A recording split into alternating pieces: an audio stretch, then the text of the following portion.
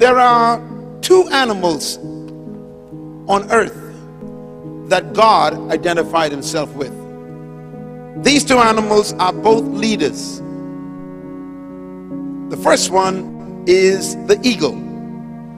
If you read the Constitution of Heaven, you call it the Bible, you will find that throughout that document, God keeps identifying himself with the eagle. He never says that I am the bird of paradise. He never said that I am a pigeon. He only identified himself with this massive, powerful bird called the eagle. You will find in the text of the Constitution words like this: I will bear you up on wings like an eagle. In another place, God says of himself, I, like an eagle, will stir my nest, and I shall put you on my pinions like an eagle. In another place, God says, and just like an eagle only gathers around fresh blood, even so the Lord will stir you. He never identifies with the pigeon.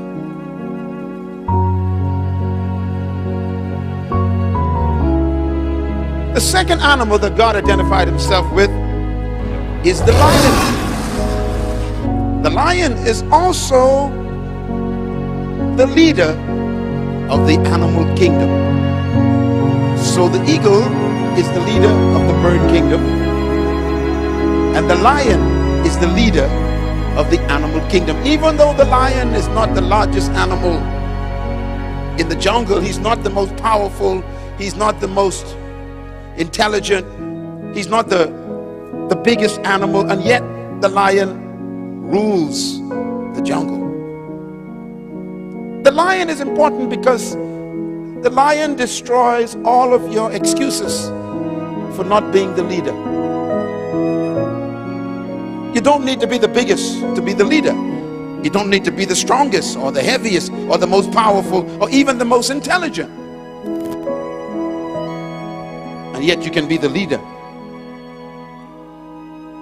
So the lion defies everything that they taught you about leadership. And that's why God himself identifies with the lion. He says, I am the Lion of Judah, not the dog of Judah, not the giraffe, not the elephant of Judah.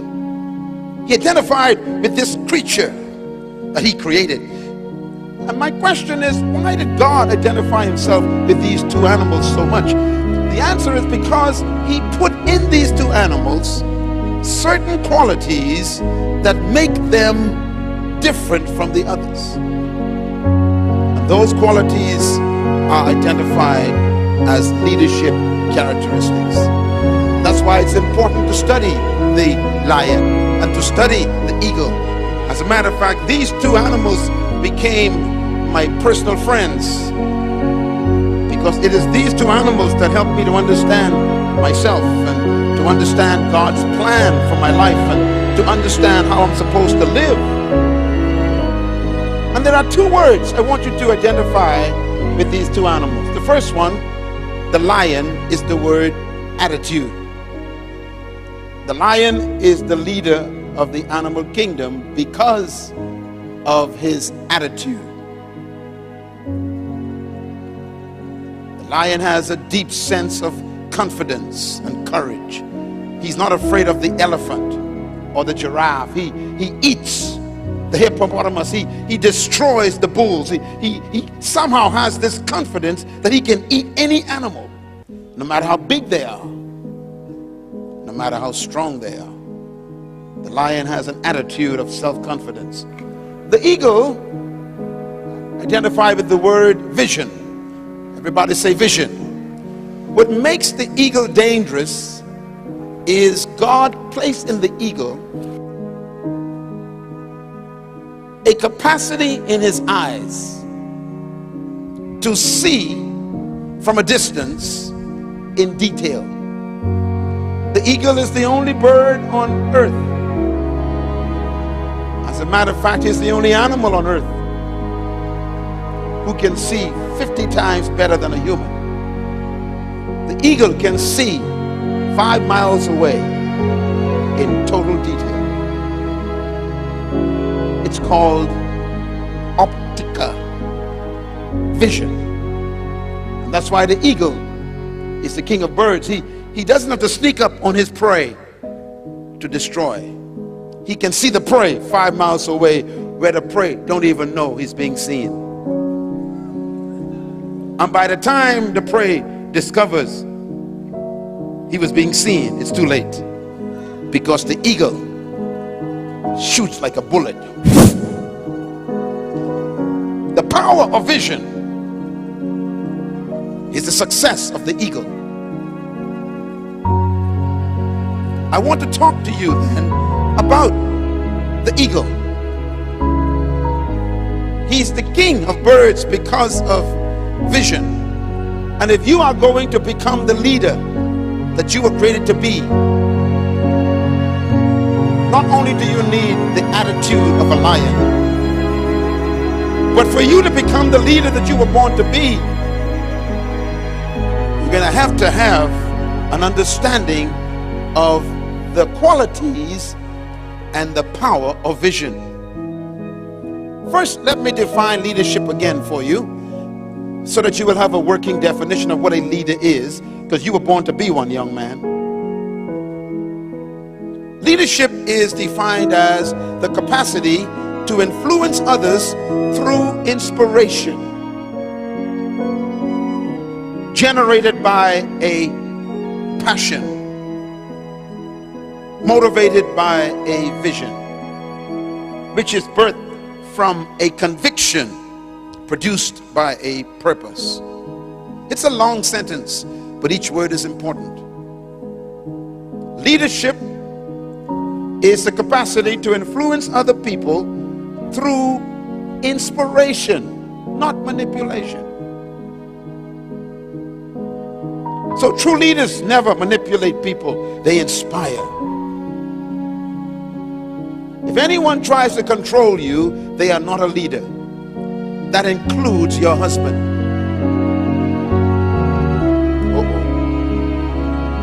Anyone who has to control you is not a leader.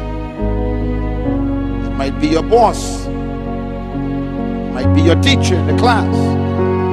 It might be your pastor. They are not leaders. Anyone who tries to control another human is not a leader. They are a dictator, an insecure wimp.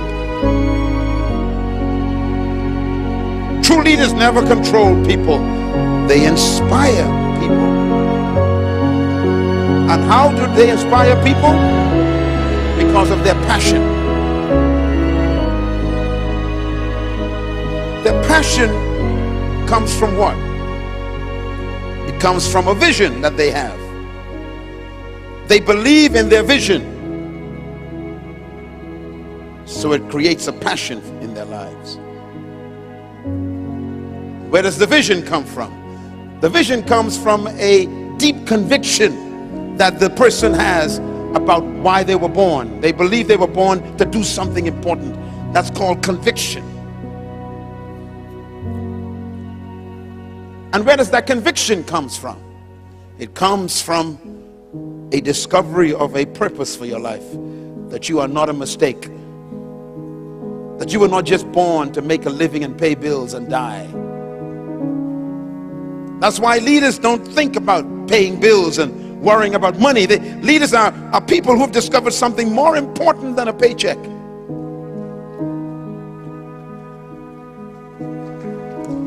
Leaders are driven by a sense of purpose and destiny.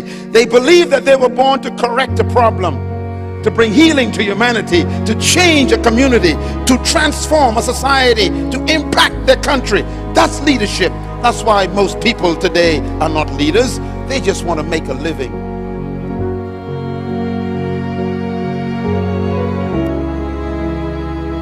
Leadership. Some of you pastors are not leaders. Because you entered the ministry to make a living.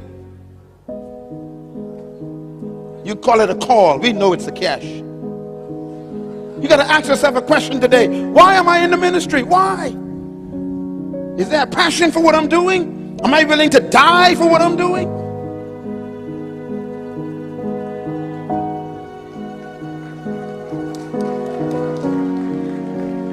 Leadership is about a conviction.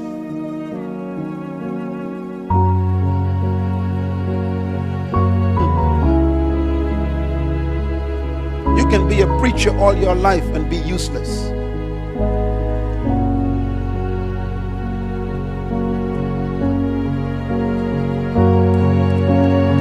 Leadership is not about personal ambition. It's not about private advancement. Leadership is about a deep conviction about your own purpose in life, that I was born to fix something.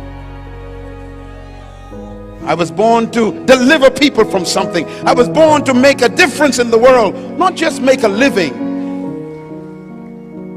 Are you a leader? Or do you just have a career? Let me say something very interesting. You may want to remember this. Leaders can never retire.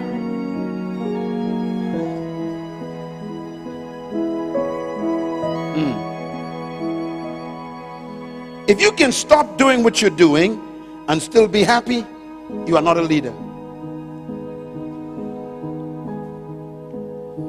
Because you cannot retire from yourself. And a leader is one who has discovered herself.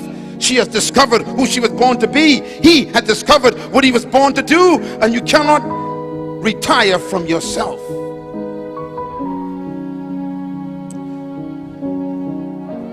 Conviction, passion, vision. I could talk about each one of these components for the next 10 years and never go home. Wouldn't you like that?